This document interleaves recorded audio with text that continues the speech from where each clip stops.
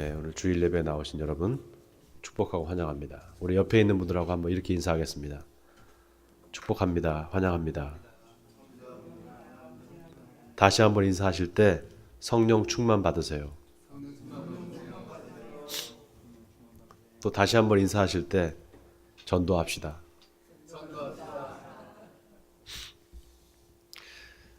여러분 오늘 주일 예배 참 잘 나오셨습니다. 오시기 전에 여러 가지 갈등이 있었을 줄 믿습니다. 교회에 또 가야 되나 이런 갈등이 있으셨죠? 힘드시고 또 어려운 발걸음 하셨는데 오늘 이 시간 주님과 만나는 이 시간이 여러분에게 복된 시간이 될 줄 믿습니다.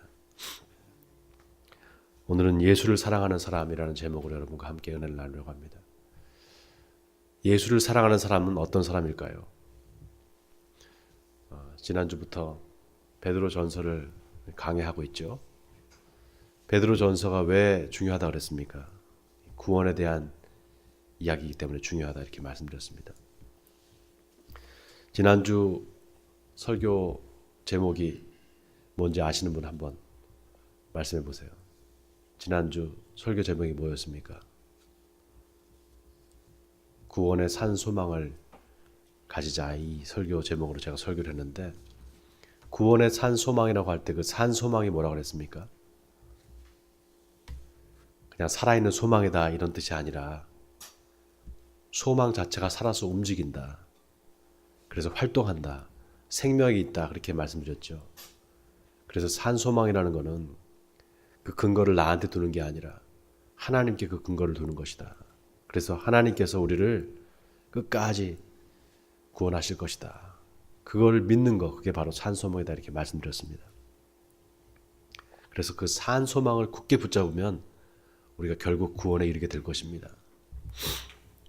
하나님을 믿지 않다가 인생의 여러 가지 고난을 만나고 또 핍박을 당하고 인생에 실패할 때 그래서 결국 하나님을 만나게 되는 사람이 있습니다.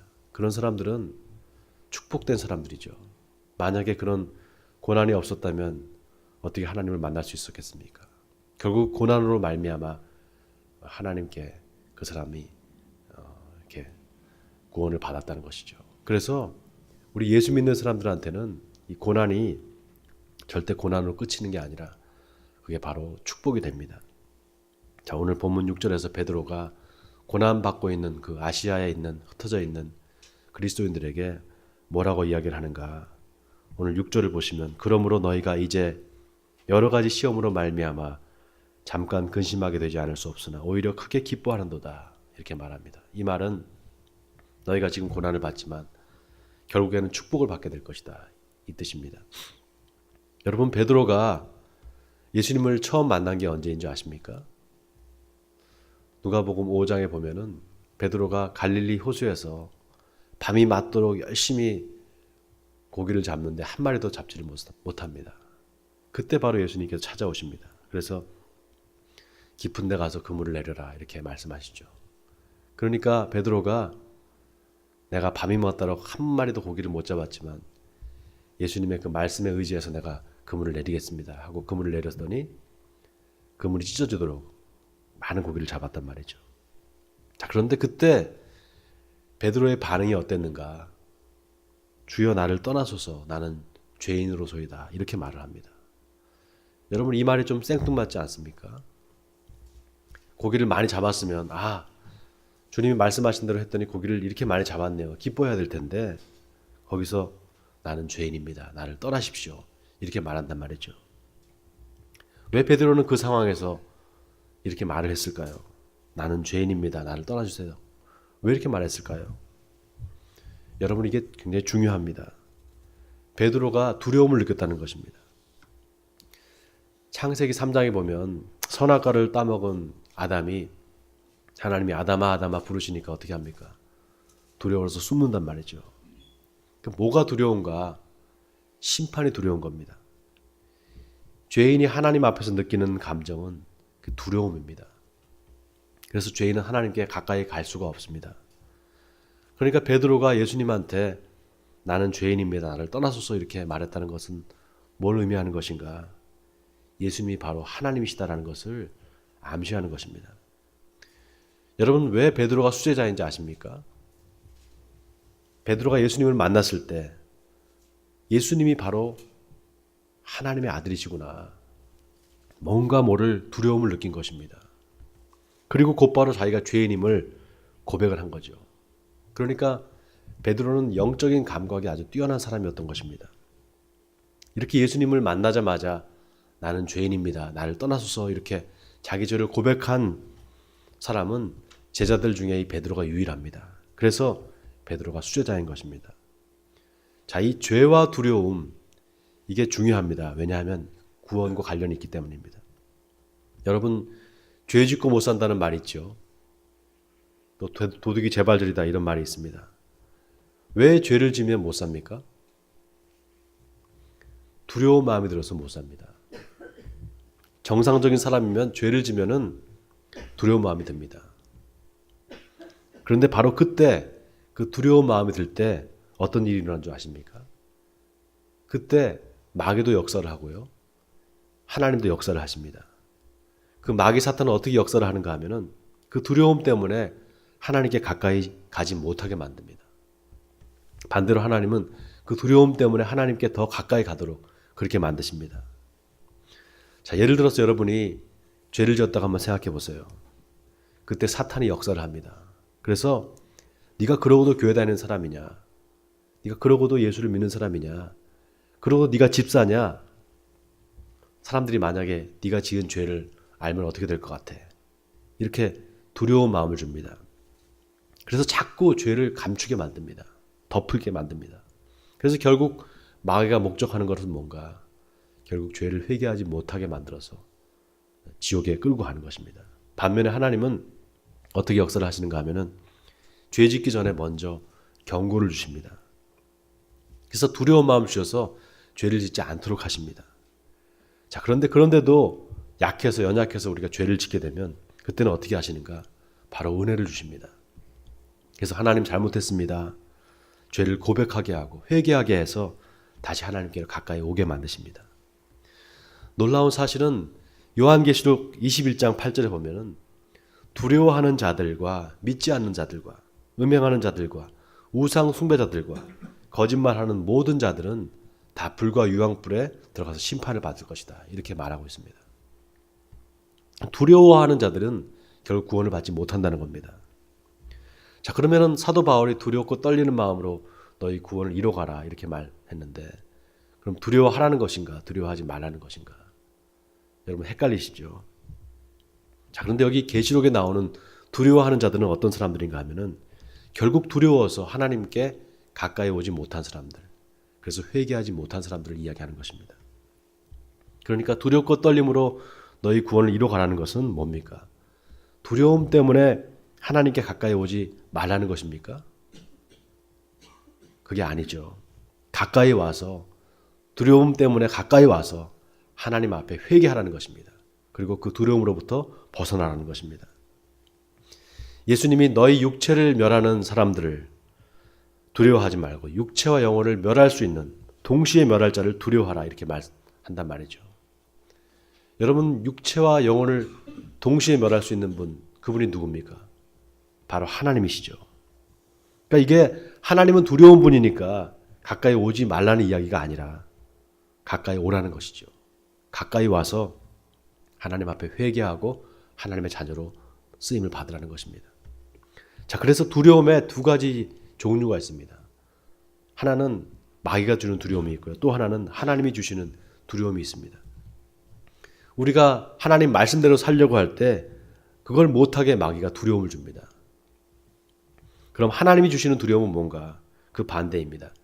하나님의 자녀가 죄를 지으려고 할 때 두려운 마음을 주시는 것입니다. 이거를 우리가 거룩한 두려움이다, 이렇게 말합니다. 자, 그래서 예수를 믿으면서도 내가 계속 어떤 불안감이 있고 두려움에서 벗어나지 못한다, 그러면은 그 사람은 아직 회개하지 않은 죄가 있는 것입니다. 마귀는 그 회개하지 않은 죄를 붙잡고 계속해서 끈질기게 물고 늘어집니다. 그래서 우리가 설사 죄를 지었다고 할지라도 빨리 하나님 앞에 회개하는 것이 중요합니다. 제가 이 사이더스라는 영화사에 이사로 근무할 때였습니다. 회사가 강남에 있었는데 우리 회사가 이제 영화사다 보니까 그때 이제 막 회사가 설립돼서 얼마 안 됐을 텐데 영화를 제작할 때마다 제작 발표를 했습니다. 그리고 제작 발표가 끝나고 난 다음에는 회사 마당에서 고사를 지냈어요. 여러분 고사가 뭔지 아시죠? 돼지 잡아가지고 돼지 머리에 갖다 얹어놓고 거기다가 이제 사람들이 돈을 꽂고 절을 하는 겁니다. 저를 이제 포함해서 이사가 4명이 있었는데 그 각 이사들이 다 이제 다 불려 나왔어요. 그래서 마당에서 다 이제 제작진들, 스태프들하고 같이 이제 고사를 지내는 겁니다. 근데 그때 사장님이 제일 먼저 와서 그 절을 하는 거예요. 무슨 10만 원짜리 수표를 하나 이제 돼지 머리에다가 입에다가 꽂아놓고 이제 본인이 절을 하니까 나머지 이사들이 다 절을 할 수밖에 없는 상황이 됐죠. 근데 제가 그때 저는 예수를 믿기 때문에 절을 할 수가 없습니다. 이렇게 얘기를 했습니다. 그러니까 분위기가 좀 썰렁해졌어요. 왜 썰렁해졌는가 하면은 거기 예수 믿지 않는 사람들 때문에 썰렁해진 게 아니라 예수 믿는 사람들이 이미 절한 사람들이 있단 말이죠. 썰렁해졌습니다. 그러니까 그 이사들이 이제 다 절한 이사들이 저한테 그러면은 손이사 돈이라도 좀 내라고 돈을 이제 꺼내서 거기다가 이제 돼지 입에다 꽂으라는 거죠. 저는 그것도 못한다 그랬습니다. 그러니까 더 이제 썰렁해졌죠. 근데 여러분 그게 어떻게 되는지 아세요? 그 영화가 무사라는 영화였거든요. 제작비가 50억을 들여서 만든 영화였습니다. 근데 그 영화가 망했습니다. 그리고 하여튼 고사 지냈던 영화는 다 망했어요. 뭐 화상고라든지 뭐 또 무슨 영화 다 망했습니다. 제가 절을 안 해서 망했다 그게 아니라 그때 그 상황이 저한테는 사탄 마귀가 주는 그런 시험이었다는 것입니다. 여러분 사탄은 우리가 하나님의 일을 하려고 할 때 우리가 하나님의 말씀대로 살려고 할 때 우리한테 두려움을 줍니다. 그리고 시험을 줍니다.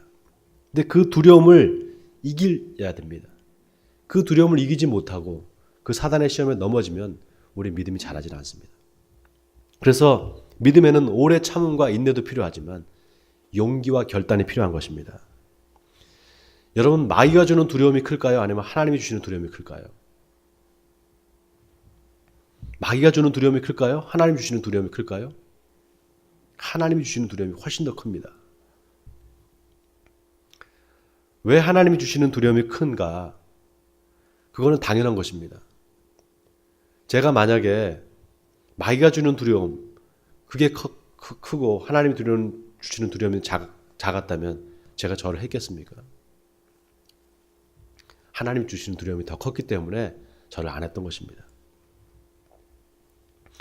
그래서 놀라운 게 여러분 세상의 두려움을 이기는 방법이 있습니다.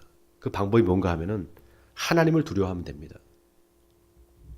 하나님을 두려워하면 세상의 두려움은 사라져버리고 맙니다. 왜냐하면 하나님을 두려워하는 사람은 죄를 짓지 못합니다. 또 죄를 지어도 금방 회개를 하게 되어 있습니다. 그럼 어떻게 되는가? 점점 세상의 두려움은 사라지고 하나님이 주시는 평안이 찾아옵니다. 자, 그 다음 7절을 우리 같이 한번 또 보겠습니다. 7절을 같이 한번 또 읽어볼까요? 시작. 너의 믿음의 확실함은 불로 연단하여도 없어질 금보다 더 귀하여 예수 그리스도께서 나타나실 때 칭찬과 영광과 존귀를 얻게 할 것이니라. 여러분 여기 불로 연단한다 그랬죠? 이 불로 연단한다는 게 뭔가? 마귀가 우리 믿음을 시험하기 위해서 온갖 고난과 핍박을 준다는 것입니다. 이 불같은 시험에서 우리 믿음이 연단을 받아야만 우리 믿음이 확실하게 된다는 것입니다. 여러분 믿음은 절대로 그냥 좋아지지 않습니다. 믿음은 절대로 그냥 성장하지 않습니다. 반드시 고난을 통해서만 한 단계 업그레이드 될 수 있습니다. 그래서 하나님이 하나님의 자녀들, 믿음의 자녀들한테 고난을 허락하십니다. 여러분 성경을 보십시오. 성경에 많은 사람들이, 많은 인물들이 다 고난 가운데에서 자기들의 믿음을 지켰습니다. 그 고난 중에 저들의 믿음이 더 빛이 났다 이 말입니다. 복음서에 보면 부활을 믿지 않는 사두개인들이 예수님을 찾아옵니다. 그래서 뭐라고 얘기를 하는가 하면은 선생님, 모세의 율법에 형이 자식이 없이 죽으면 동생이 그 형수를 취해서 상속자를 세우라고 하지 않았습니까? 그렇다면 만약에 7형제가 있는데 그 맏형이 이제 결혼해서 상속자가 없이 죽고 또 둘째가 그렇게 또 형수를 취해서 결혼했는데 상속자가 없이 죽고 그렇게 해서 7형제가 다 죽었다면, 그리고 그 여자도 죽었다면 그 여자가 나중에 부활할 때 누구의 아내가 되겠습니까? 이렇게 물어봅니다. 그때 예수님이 뭐라고 하시는가 하면은 너희가 성경도 하나님의 능력도 알지 못함으로 오해함이 아니냐. 사람이 죽은 자 가운데서 다시 살아날 때는 장가도 가지 않고 시집도 안 가고 하늘의 천사들과 같다. 이렇게 말씀하십니다. 그러면서 하나님이 모세한테 나는 아브라함의 하나님이요 이삭의 하나님이요 야곱의 하나님이다 라는 말씀을 읽어보지 못했느냐. 하나님은 죽은 자의 하나님이 아니라 산 자의 하나님이시다 이렇게 말합니다. 여러분, 이게 굉장히 중요한 의미심장한 말입니다. 이게 바로 믿음에 관한 이야기입니다. 사람이 죽었다가 다시 살아나는 게 부활인데 그 부활의 근거가 어디 있는가? 바로 믿음에 있다는 것입니다. 여러분, 우리가 죽어서 하나님 앞에 갈 때 뭘 가져갑니까? 이 땅에 살면서 가져갈 게 아무것도 없습니다. 아무것도 가져가지 못합니다. 딱 하나 가져가는 게 있는데 그게 뭔가? 바로 믿음을 가지고 갑니다. 그래서 나는 아브라함의 하나님이요 이삭의 하나님이요 야곱의 하나님이다. 이 말씀은 이삭과 아브라함 그 다음에 야곱이 죽었지만 지금 죽은 게 아니라 살아있다는 것입니다. 여러분, 하나님한테 있어서 죽은 사람과 산 사람의 그 기준이 뭔지 아십니까? 바로 믿음입니다. 그 사람의 믿음을 가지고 이 땅을 살았느냐 아니면 믿음 없이 그냥 살았느냐. 만약 믿음을 가지고 살았다면, 그래서 죽었다면 그 사람은 죽은 게 아니라 살아있다는 것입니다. 왜냐하면 하나님이 다시 그 사람의 믿음을 보고 살려주실 거기 때문에, 다시 살아날 거기 때문에 그 사람은 살아있는 사람이다 이 말입니다. 여러분, 이거 아멘입니까? 그러니까 가장 확실한 게 뭡니까? 바로 우리 믿음입니다. 믿음만이 가장 확실한 것입니다. 자, 그런데 베드로가 뭐라고 이야기합니까? 자, 또 다 같이 8절과 9절을 같이 읽겠습니다. 8절과 9절입니다. 시작. 예수를 너희가 보지 못하였으나 사랑하는도다. 이제도 보지 못하나 믿고 말할 수 없는 영광스러운 즐거움으로 기뻐하니 믿음의 결국 곧 영혼의 구원을 받음이라. 자, 여기 보세요. 너희가 예수를 보지 못하나 사랑하는도다. 그리고 말할 수 없는 영광스러운 즐거움으로 기뻐하니 믿음의 결국 곧 영혼의 구원을 받음이라. 자, 여기 믿음의 결국이 뭐라고요? 믿음의 결국이? 영혼의 구원. 자, 그러니까 보세요. 믿음이 뭐냐? 바로 믿음은 예수를 사랑하는 것이다. 그 예수를 사랑하는 바로 그 믿음이, 그것이 바로 믿음의 결국이라는 겁니다. 그래서 그 믿음의 결국, 예수를 사랑하는 것을 계속 끝까지 하다 보면 결국은 마지막에 영혼의 구원을 얻을 것이다 이 말입니다. 여러분, 구원받으려고 너무 애쓰지 않아도 됩니다. 그냥 예수님을 사랑하면 됩니다.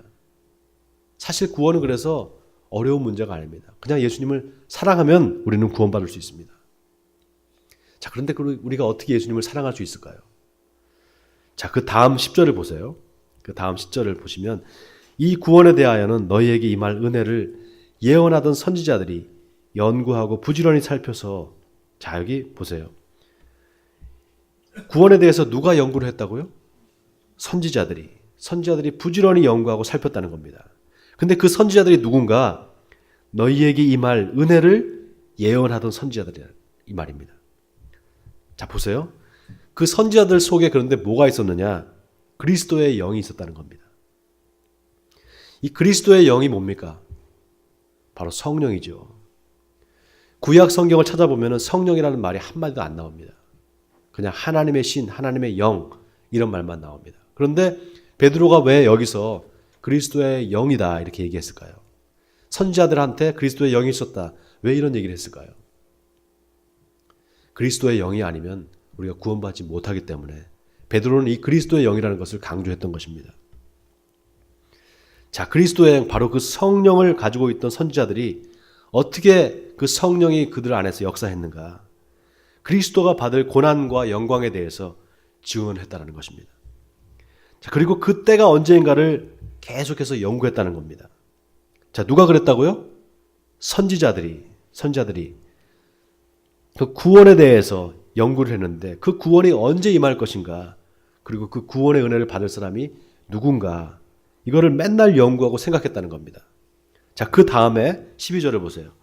이 섬긴 바가 자기를 위한 것이 아니요 너희를 위한 것임이 계시로 알게 되었으니 이것은 하늘로부터 보내신 성령을 힘입어 복음을 전하는 자들로 이제 너희에게 알린 것이요 천사들도 살펴보기를 원하는 것이니라.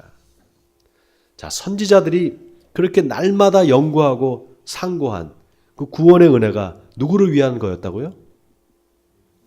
너희를 위한 것이었다. 바로 저와 여러분을 위한 것이었다는 겁니다. 여러분, 이거 아멘입니까?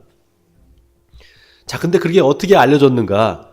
하늘로부터 보내신 성령을 힘입어 복음을 전하는 자들로 인해서 알려졌다는 것입니다. 할렐루야죠. 자, 그러니 저와 여러분이 얼마나 복받은 사람들입니까? 여러분, 예수님이 여자의 몸에서 난 자 중에 세례의 요한보다 더 큰 자가 없다. 그러나 천국에서는 아무리 작은 자라도 세례 요한보다 다 크다. 이렇게 말씀하셨습니다. 이게 무슨 말인가 하면 구약 시대의 사람들은 실체가 아닌 그림자만 보고 예수님을 믿었습니다. 그림자만 보고 예수님을 믿었습니다. 그런데 신약 시대는 성령이 우리 가운데 오셔서 모든 것을 다 알려주신단 말이죠. 그러니까 천국에서는 아무리 작은 자라도 세례 요한보다 다 크다라는 것입니다. 그만큼 저와 여러분은 하나님의 은혜를 많이 받은 사람들이다. 그렇기 때문에 천사들도 지금 부러워한다는 것입니다. 자, 그럼 보세요. 우리가 예수를 사랑하면 결국 믿음의 결국, 즉 영혼의 구원을 받는다고 했는데, 그럼 예수를 사랑한다는 게 뭘까? 여러분, 예수님 사랑하십니까? 사랑하세요? 우리 하율이 아빠가 제일 크게 아멘 했네요. 자, 그럼 증명하실 수 있습니까? 사랑한다고 했는데 예수님 사랑하는 거 증명할 수 있습니까? 여러분, 베드로가 너희가 예수를 보지 못했는데 사랑하는구나 이렇게 말하잖아요. 그 아시아에 있던, 흩어져 있던 그리스도인들을, 그들이 예수를 사랑하는지 사랑하지 않은지 베드로가 어떻게 알 수 있을까요? 여러분, 예수를 사랑하는 사람은 그 삶에 항상 기쁨과 감사가 넘칩니다. 오늘 본문에 보세요. 너희가 예수를 보지 못하나 말할 수 없는 영광스러운 즐거움으로 기뻐한다 이렇게 말하고 있습니다. 아니, 목사님, 이 세상에 기뻐할 일이 어디 있습니까? 다 온통 슬픈 일밖에 없고 힘든 일밖에 없는데 기뻐할 일이 있어야 기뻐하죠. 먹고 살기 바빠 죽겠는데. 여러분, 지금 이 시대 교인들하고 초대교회 교인들하고 누가 더 먹고 살기 힘들었을까요? 지금이 더 먹고 살기 힘들었을까요? 아니면 초대교회가 더 먹고 살기 힘들었을까요? 초대교회가 지금보다 한 10배는 더 먹고 살기 힘들었습니다. 여러분, 이 로마의 식민시대였던 이 팔레스틴 지방이 얼마나 많은 착취를 당했는 줄 아십니까? 여러분, 로마 군인들이요, 로마 정부에서 로마 군인들한테 급료를 줍니다.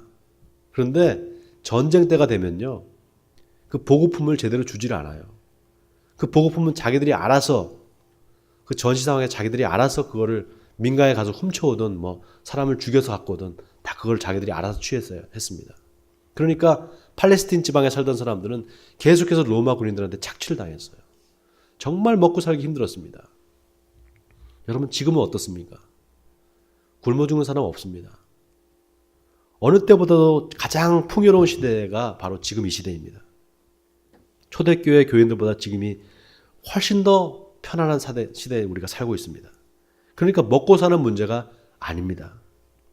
그것 때문에 우리가 힘든 게 아니라 하나님과의 관계가 깨져 있기 때문입니다. 다시 말하면 우리에게 산 소망이 없기 때문에 힘든 것입니다. 하나님이 나와 함께 하신다는 그런 소망, 하나님이 나를 구원해 주실 거라는 소망이 있으면 절대로 힘들지 않습니다.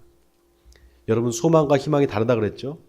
희망은 그 구원의 근거, 소망의 근거를 나한테 두는 것이지만 소망은 하나님께 두는 거라고 말씀드렸습니다. 그래서 믿음은 소망하는 것입니다. 뭘 소망하는가? 하나님이 우리를 구원해 주실 것을 소망하는 것입니다. 그런데 그 믿음이 우리가 흔들 때가 있습니다. 그래서 믿음, 소망, 사랑 이 세 가지는 항상 있을 것인데 그 중에 제일은 뭐라고 그랬습니까? 사랑이다 이렇게 말했습니다. 여러분 믿음이 흔들릴 때 어떻게 하십니까? 믿음이 흔들릴 때 십자가를 바라보시기 바랍니다.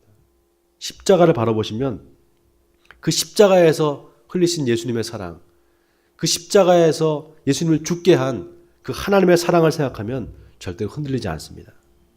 아, 나를 위해서 주님이 십자가를 지셨지. 그래. 그러니까 내가 다시 일어나야 돼. 예수님이 나를 위해서 십자가에 돌아가셨는데 내가 이렇게 살면 안 되지. 내가 이렇게 낙심하고 있으면 안 되지. 다시 일어나야지 하고 다시 일어날 수 있는 것입니다. 다시 소망을 갖게 되는 것입니다. 그래서 믿음의 완성은 사랑입니다. 여러분 예수를 믿는 사람은요. 예수를 사랑하는 사람을 절대로 따라갈 수 없습니다. 예수를 믿기만 하는 사람은 예수를 사랑하는 사람을 절대로 따라갈 수가 없어요. 뛰는 놈 위에 나는 놈, 나는 놈 위에 뭐가 있습니까? 뛰는 놈 위에 나는 놈 있고 나는 놈 위에 뭐가 있을까요? 여러분 싸이 아시죠? 싸이. 뛰는 놈 위에 나는 놈 위에 뭘 좀 아는 놈. 웃으라고 한 얘기인데 안 웃으시네요. 여러분 예수님 사랑하십니까?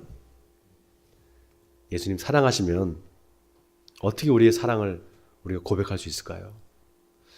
지난주 화요일에 다문화 가정 한글 교실에 두 사람의 다문화 가정이 왔어요. 레아 씨하고 이제 조하나 씨가 와서 같이 이제 예수님의 비유를 가지고 같이 공부를 했는데 매주 금요일, 화요일하고 금요일 두 번에 걸쳐서 제가 성경 공부를 가르쳐 줍니다. 근데 그때 뭘 비유를 얘기했냐면 부자와 나사로의 비유, 부자와 거지 나사로의 비유 여러분 아시죠? 부자는 죽어서 지옥에 가고 이제 거지 나사로는 죽어서 천국에 간단 말이죠. 왜 부자가 지옥에 갔는가? 그냥 부자기 때문에 지옥에 갔나? 그게 아니었죠. 레아 씨가 이거 물어보더라고요. 아니 부자라고 해서 지옥 갑니까? 이렇게 물어봐요. 그게 아니다. 왜 지옥 갔을까? 성경에 그 기록이 나와 있습니다. 이 부자가 지옥에서 뭐라고 얘기하는가 하면 아브라함한테 저 나사로, 당신 품에 있는 나사로를 좀 우리 아버지 집에 보내서 우리 아버지 집에 형제가 5이 있는데 그들한테 좀 얘기해달라. 그러면은 그들이 회개할 거 아니겠느냐. 이렇게 말합니다. 그러니까 자기가 회개하지 않아서 왔다라는 거죠. 자, 그 얘기를 이제 우리가 같이 이제 나누고 같이 이제 기도를 하자. 그리고 이제 같이 기도하려고 하는데 제 마음에 갑자기 두려운 마음이 드는 거예요. 아, 내가 이 목사가 돼서 이렇게 잘 가르친다고 하면서 나는 그렇게 살지 않으면서 입만 살아가지고 이렇게 하다가 나도 지옥 가는 거 아닌가. 나도 부자처럼 정말 회개하지 않아서 지옥 가는 거 아닌가. 이런 생각이 불현듯 들더라고요. 그래서 갑자기 두려운 마음이 들어서 우리 같이 기도합시다. 그리고 제가 이제 기도하면서 제가 지은 죄를 다 고백을 하고 하나님 앞에 잘못했습니다. 회개합니다. 이렇게 기도했어요.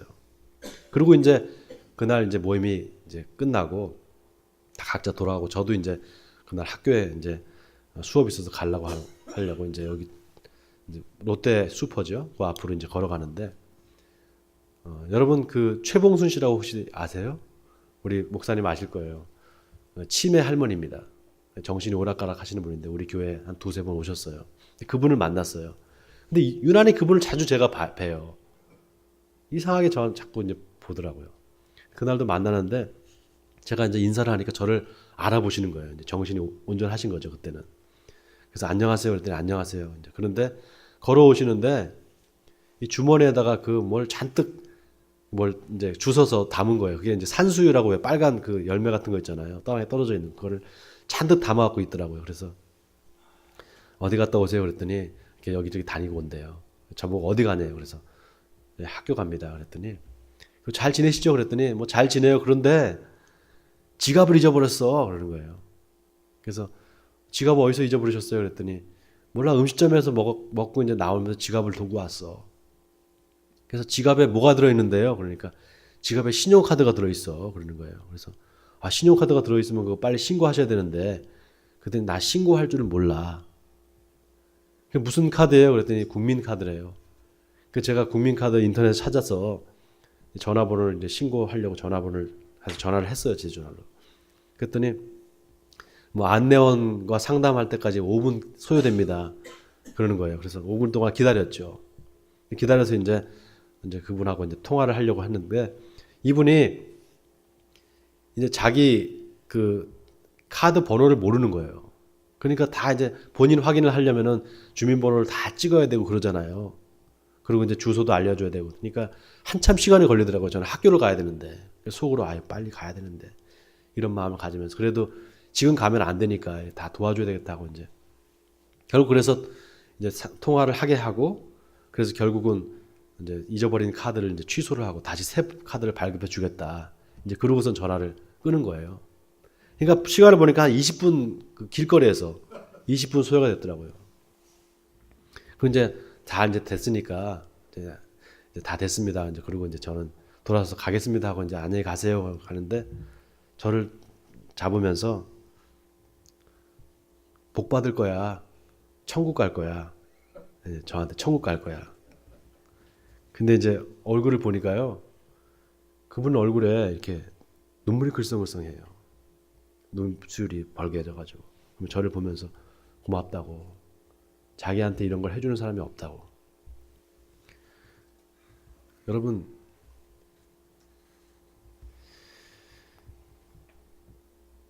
저는 그 최봉순 씨의 얼굴에서 예수님의 모습을 봤습니다. 여러분, 예수를 사랑한다는 게 뭘까요? 우리가 예수님을 사랑합니다 고백하는데 예수를 사랑한다는 게 뭘까요? 또 어떻게 하는 것이 예수를 사랑하는 것일까요? 안타깝게도 예수님은 우리 눈에 보이지도 않고 우리 손으로 만질 수도 없습니다. 보이지도 만질 수도 없는 그런 분을 우리가 어떻게 사랑할 수 있습니까? 여러분, 예수님이 마지막으로 제자들에게 남긴 말씀이 뭔지 아십니까? 서로 사랑하라입니다. 예수님께서 계명을 말씀 안 하셨어요. 근데 딱 하나 말씀하셨습니다. 서로 사랑하라. 근데 그러니까 그 서로 사랑하라는 말씀은 예수님이 첫 번째 하신 말씀이자 첫 번째 계명이다 마지막의 말씀입니다. 이거는 마치 유언처럼 제자들에게 말씀하시고 떠나셨습니다. 서로 사랑하라. 그리고 또 뭐라고 말씀하셨는가 하면 너희들 중에 2명이 내 이름으로 모인 곳에 내가 거기 있을 것이다. 이렇게 말씀하셨습니다. 사랑하는 성도 여러분, 우리는 예수님을 보지도 만질 수도 없습니다. 그러나 우리는 느낄 수는 있습니다. 우리가 서로 사랑할 때, 또 우리가 서로의 죄를 용서하고 덮어줄 때 예수님은 우리 가운데 계시는 줄 믿습니다. 원하기는 예수님을 사랑하시는 여러분 되시기 바랍니다. 그래서 내 이웃을 내 몸과 같이 사랑하심으로 날마다 일상에서 사랑의 예수님을 만나시는 여러분 되시길 주님의 이름으로 간절히 축원드립니다. 우리 같이 한번 기도하겠습니다.